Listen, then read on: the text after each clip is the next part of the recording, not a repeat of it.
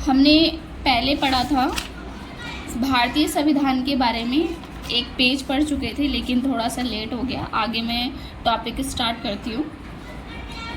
यह समझने के लिए आइए दो बिल्कुल अलग अलग परिस्थितियों पर गौर करते हैं। दो घटनाएं हैं। भारत की उत्तरी सीमा पर स्थित नेपाल के ताज़ा इतिहास की घटना है।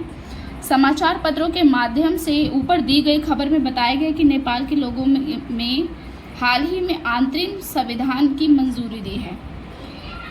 सवाल ये उठता है कि जब नेपाल के पास पहले से उनका संविधान था तो उनको अलग से संविधान बनाने की ज़रूरत क्यों पड़ी थी? वो नया संविधान क्यों चाहते थे? तो इसका कारण ये है कि कुछ पहले समय में नेपाल एक राजतंत्र था। वह राजा का शासन चलता था, जिसकी वजह से 1990 में बना नेपाल का पहला संविधान इस सिद्धांत पर आधारित था कि शासन की सर्वोच्च सत्ता राजा के पास रहेगी। नेपाल के लोग कई दशकों से लोकतंत्र की स्थापना के लिए जन आंदोलन कर रहे थे, सभी मिलके। इसी संघर्ष के फलस्वरूप 2006 में आखिरकार उन्हें राजा की सत्ता को खत्म करना था। वो राजतंत्र खत्म करना चाहते थे। वो चाहते थे कि सरकार के द्वारा नया संविधान बने, जिससे बाकी सभी लोग लोकतंत्र हमारा देश बन जाए, जिनके द्वारा चुना गया हम एक नेता चुने, जिसके द्वारा वो हमारे जितने भी दशक से लोकतंत्र की स्थापना के लिए जन आंदोलन करते थे। इसी वजह से इसी संघर्ष के स्वरूप 2006 में आखिरकार उन्होंने राजा की सत्ता को ख़त्म किया, यानी कि राजतंत्र को ख़त्म किया। और उन्हें ख़त्म करने में कामयाबी भी मिली। कब मिली थी? 2006 में। नेपाल के लोग लोकतंत्र के रास्ते पे चलना चाहते थे। इसके लिए उन्हें एक नया संविधान चाहिए था। वे पिछले संविधान से नहीं अपना सकते थे, क्योंकि वे उनमें वे आदर्श थे जो नेपाल के लिए चाहते थे, उनके लिए वह लड़ सकते थे। सॉरी गाइस, ये थोड़ा सा स्टूडेंट ने कलर कर दिए, समझ नहीं आएगा, बट मैं कोशिश करूँगी दिखाई दे अच्छे से। हम यहाँ पे आगे पढ़ेंगे। जिस तरह फुटबॉल के खेल के नियम बदलते हैं, उसी हिसाब से सब बदल जाता है। उसी तरह नेपाल को भी राजतंत्र की जगह लोकतांत्रिक शासन व्यवस्था पर चलाने के कारण अपने सारे नियम बदलने होंगे, ताकि एक नए समाज की रचना हो सके और स्थापना हो सके। यही कारण है कि नेपाल के लोग 2015 में अपने देश के लिए एक नया संविधान अपनाया था। आप ऊपर के चित्र में भी देख सकते हैं कि यहाँ पे जन आंदोलन हो रहा है, काफ़ी लोग काफ़ी संघर्ष कर रहे हैं। संविधान का दूसरा मुख्य उद्देश्य है देश की राजनीति व्यवस्था को तय करना। नेपाल के पुराने संविधान में कहा गया था कि देश के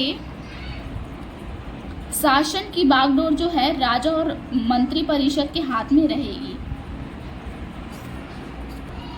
जिन देशों ने लोकतांत्रिक शासन पद्धति या राज्य व्यवस्था चुनी है, वह निर्णय प्रक्रिया के नियम तय करने में संविधान बहुत अहम भूमिका निभाता है।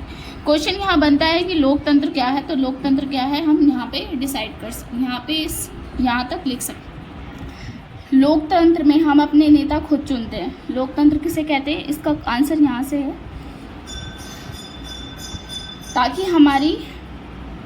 ताकि हमारी ओर से वे सत्ता का जिम्मेदारी के साथ इस्तेमाल कर सके।